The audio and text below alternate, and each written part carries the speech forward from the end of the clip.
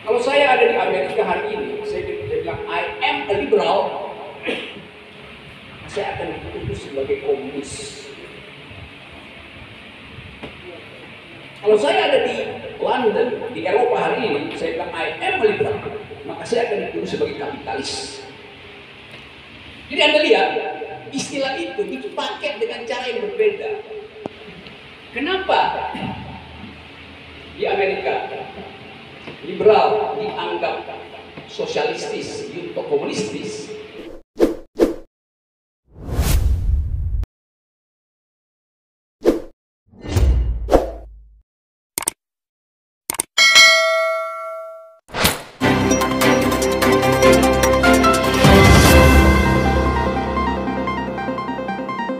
Audio Jungle.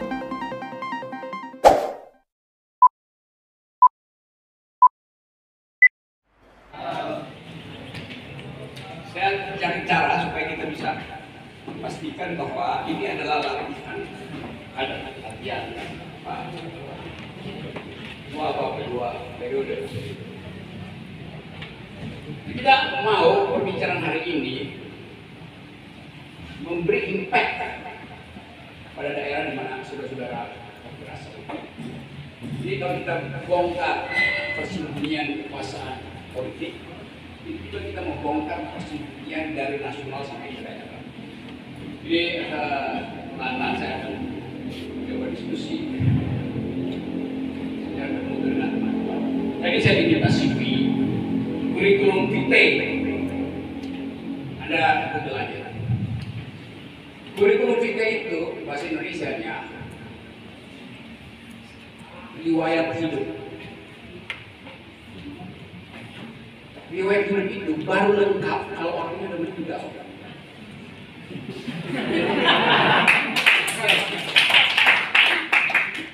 Jadi istilah kurikulum vitae sebetulnya salah kaprah. Baru kurikulum vitae-nya apa itu? Mau yang lengkap atau yang enggak? Yang lengkap itu bisa meninggal. Kalau saya bacakan atau panitia membacakan kurikulum vitae saya sampai kemarin yang hari ini nggak masuk. Padahal hari ini penting sekali kurikulum vitae saya karena saya bertemu dengan calon pemimpin yang kurikulum vitae-nya masih panjang.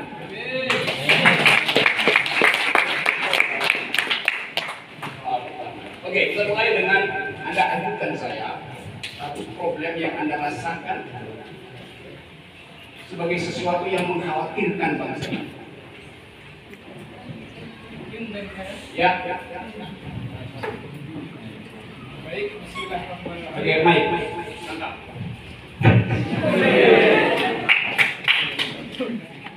Baik, bismillahirrahmanirrahim. Assalamualaikum warahmatullahi wabarakatuh.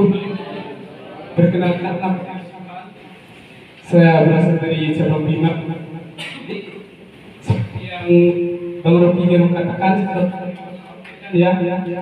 Jadi di sini kemarin, ya, Indonesia itu mengimpor 100 ton kedelai dari Amerika Serikat.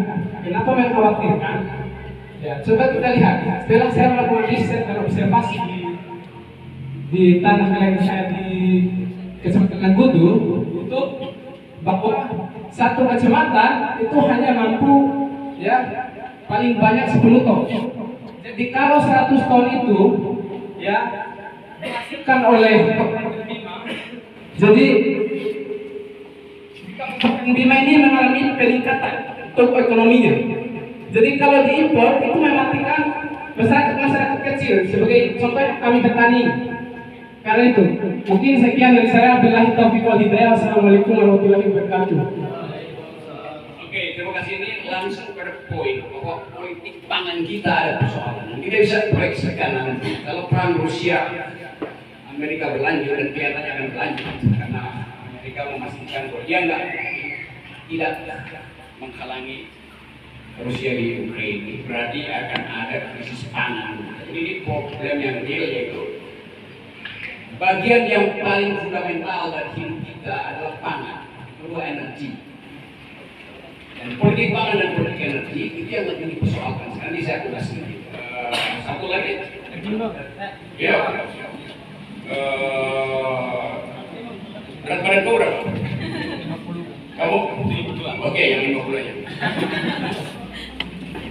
Baik, bismillahirrahmanirrahim. Assalamualaikum warahmatullahi wabarakatuh. Kenalkan, nama saya Muhammad Yusuf Tita dari cabang Makassar. Dengan melihat ideologi bangsa Indonesia yang katanya Pancasila, namun Presiden RI dengan statement Bung Rocky yang mengatakan bahwa Pancasila bukan sebuah ideologi bangsa, saya yakin bahwa jikalau ada peraturan yang harusnya menghukum para pelanggar ideologi bangsa ini adalah pertama itu pemerintah. Problem yang pertama disampaikan tadi itu teman mengenai ekonomi di lokal Bima, tentu itu sudah ada di dalam Pancasila, keadilan sosial dan tapi hari ini bagaimana ideologi kita dijajah oleh kapitalisme maupun liberal nanti, bagaimana hegemoni politik liberal masuk di Indonesia sampai hari ini kesejahteraan rakyat Indonesia tidak didukung oleh Pancasila yang dikatakan sebagai ideologi. Yang saya ketahui ideologi itu mengatur sebuah tindakan yang sampai nanti itu capaian dari ideologi bangsa yang katanya Pancasila itu keadilan sosial bagi seluruh rakyat Indonesia. Mohon diberikan penjelasan tentang apa sebenarnya yang terjadi. Kalau menurut saya keadilan itu tidak ada di Indonesia, ideologi pun kita tidak punya. Wah, ini kayak ini problem dua disertasi. Karena saya mesti terangkan the thing called ideology. Dan mengapa Pancasila itu tidak masuk dalam klasifikasi itu agak berat ya. Nanti saya coba cicilkan.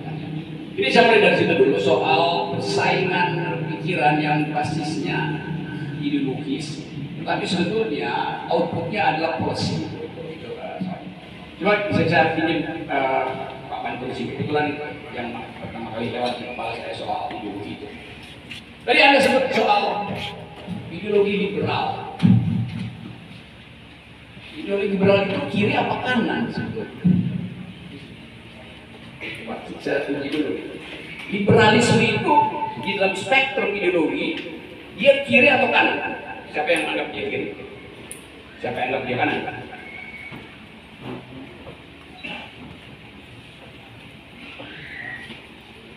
Anda sendiri dari yang menganggap bahwa terlalu liberal bertentangan dengan Pancasila. Kiri, kenapa? Kalau dalam paham kiri saya itu Bang, bagaimana mereka fokusnya merusak bangsa ini sebenarnya. Oke. Tentang liberalisme, sebenarnya kalau dalam konteks Pancasila kita unggul di wilayah itu, bagaimana mengatur tentang berketuhanan dan berkeadilan nantinya. Sebenarnya tapi yang menjadi problem di Pancasila itu bagaimana kita tidak ada yang terimplik di dalam kehidupan bersosial nantinya. Makanya kalau saya mengatakan bahwa liberal lebih jahat daripada ideologi yang lain, itu kita tidak bisa mengimplementasikan nilai-nilai Pancasila di kehidupan kita. Mungkin itu. Oke, kita rapikan dulu ya kesalahan konstruksi konseptual itu. Liberalisme itu tumbuh di Eropa untuk menghalangi teokrasi dan feodalisme. Dulu dianggap bahwa raja itu dibaiat oleh Tuhan, karena itu raja tidak bisa dipersona non gratakan oleh rakyat.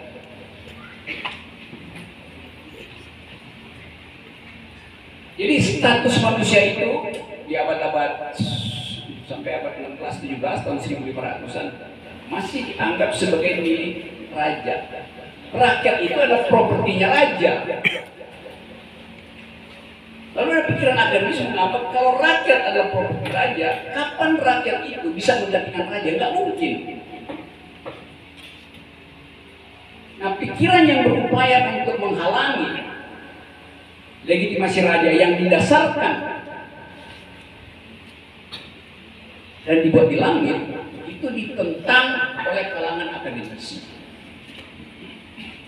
Kalangan penentang itu namanya kaum humanis. Jadi humanisme sebetulnya adalah upaya untuk menghalangi menghalangi raja mencari perlindungan pada Tuhan. Raja mesti dapat legitimasi dari rakyat. Itu namanya paham humanisme.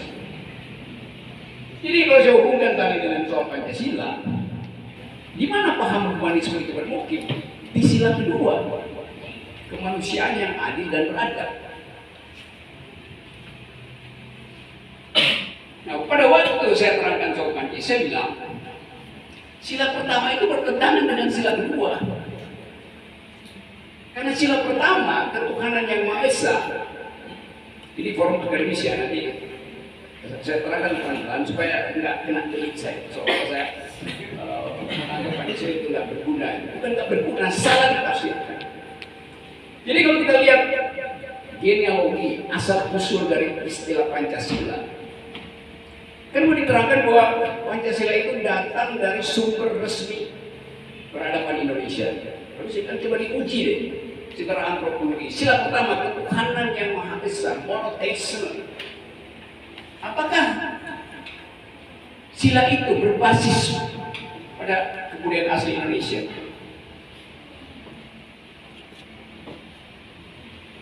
Agama asli Indonesia itu adalah politisme, animisme, Islam, Kristen datang belakangan.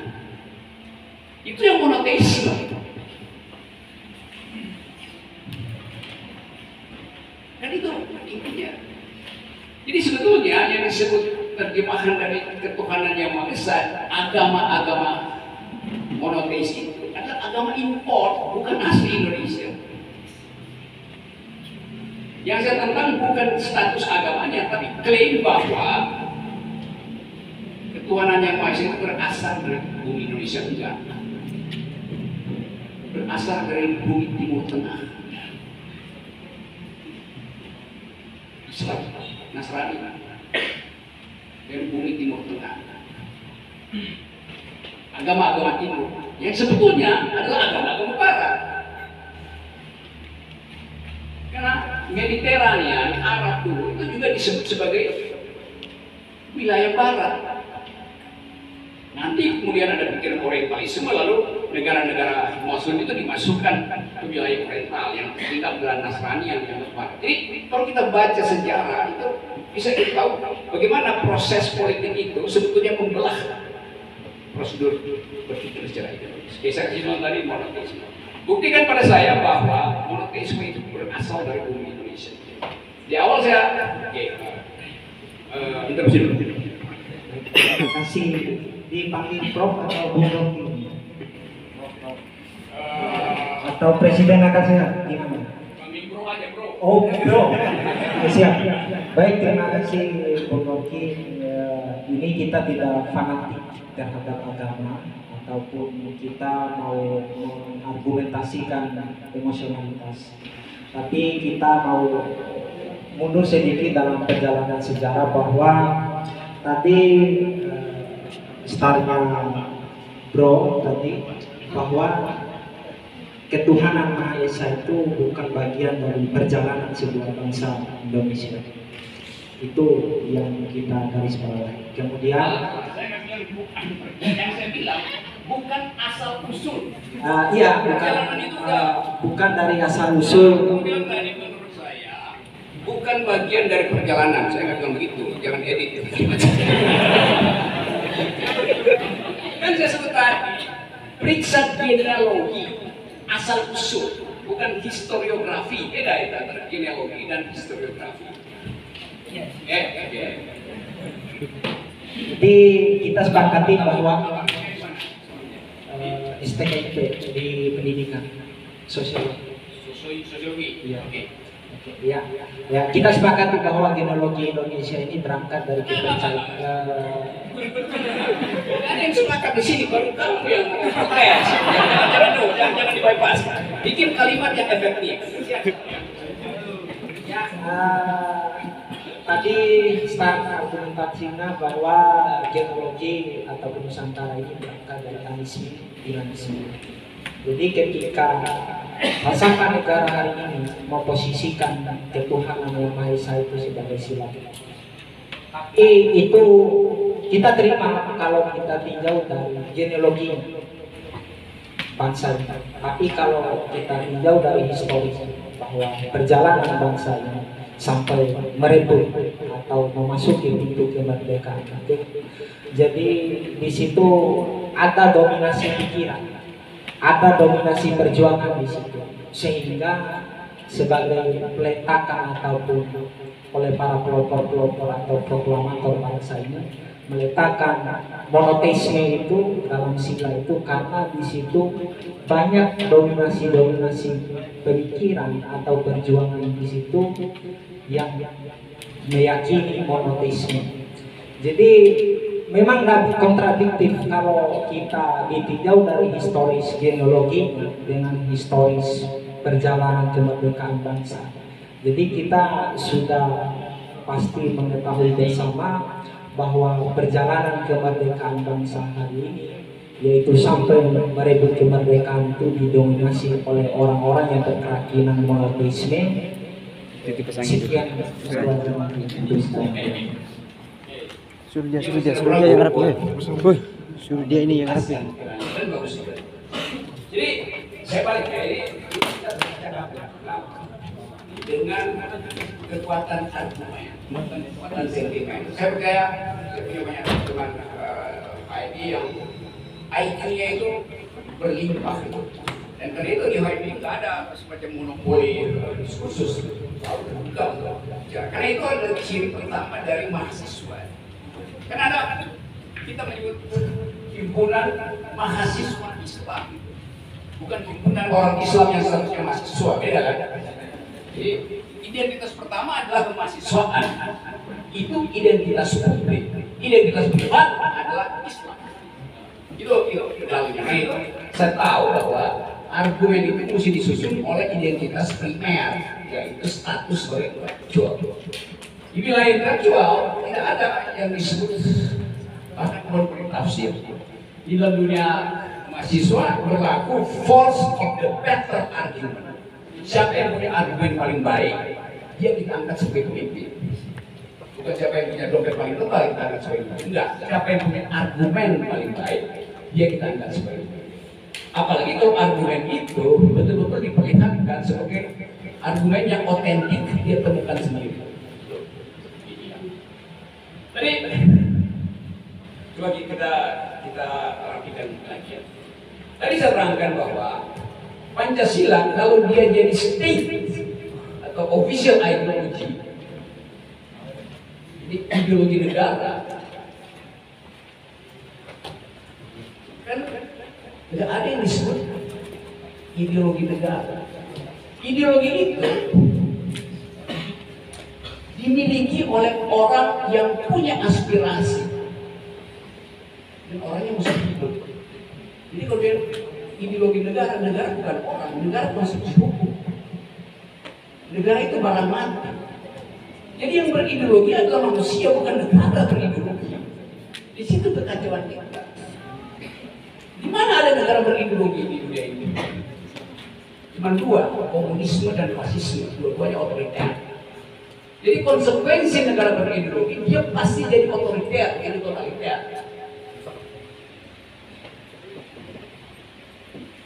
Jadi kalau sekarang agak terang, kenapa saya bilang Pancasila itu bukan ideologi negara. Kalau mau jadi ideologi negara, negara harus totaliter. Karena ideologi selalu ingin mencapai totalitas. Tadi betul tadi mengatur semua soal. Tidak boleh ada pikiran yang berbeda dengan fasisme, komunisme juga. Hebat main kan? Jadi kalau saya dikritik, Rocky Gerung mengatakan karena itu dia mesti ditangkap, mengatakan Pancasila bukan ideologi negara. Argumen saya argumen akademis. Dan Anda lihat misalnya, kalau saya lanjutkan, di mana ada keputusan bahwa Pancasila ideologi negara? Undang-undang apa yang bilang Pancasila itu ideologi negara? Tidak ada. Kapan diputuskan bahwa Pancasila itu? 1 Juni juga. Soekarno bilang Pancasila itu adalah philosophical Grundlage, philosophical foundation, fondasi filosofi, bukan bukan ideologi. Sebagai fondasi filosofi, dia bahkan bisa dipertentangkan. Karena filsafat hanya disebut filsafat kalau bisa dipertentangkan. Soeharto bilang apa? Pancasila itu adalah asas tunggal, bahkan dia tidak seperti ideologi, asas. Jadi sebagai mahasiswa, kita mesti betul-betul jernih untuk melihat celah permainan konsep. Undang-undang tentang ideologi negara nggak ada.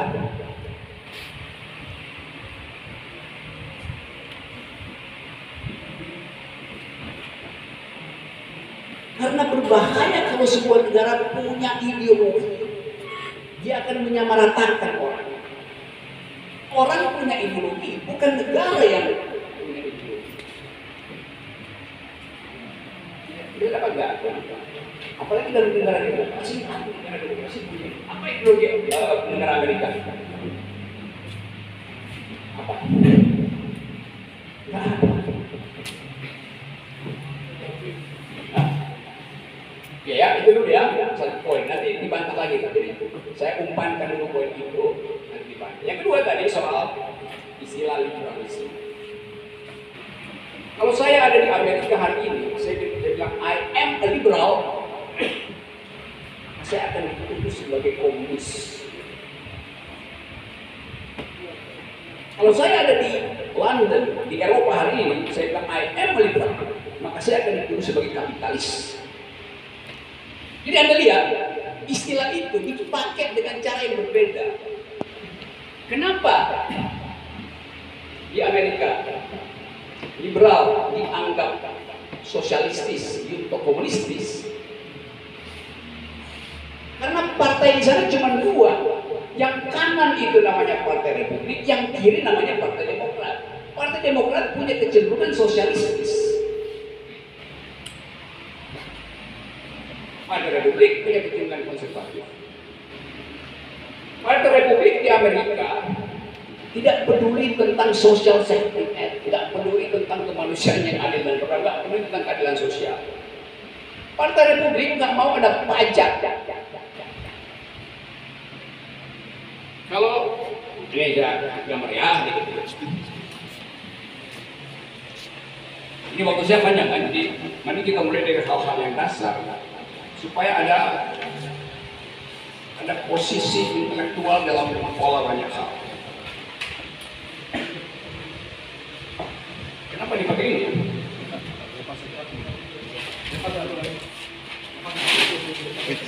Apa di sini aja? Kalau ini negara,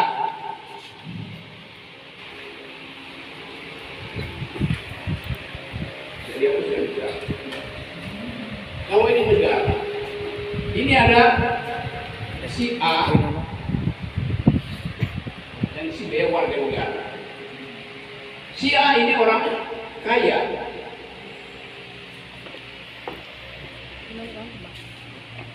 Si B ini orang miskin.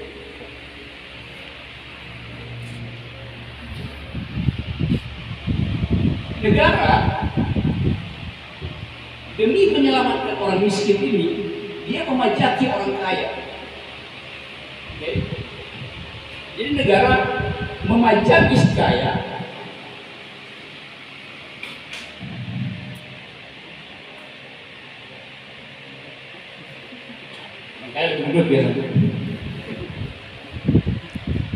Negara memajaki orang kaya untuk disubsidi ke orang miskin.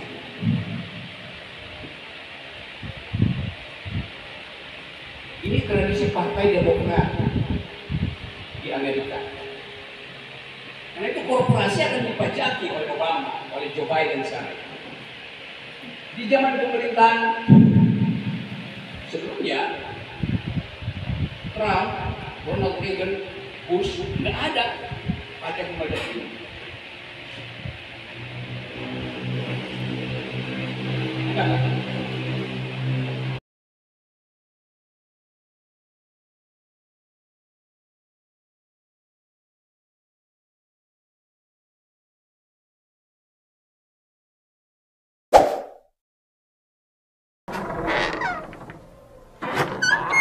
Oke.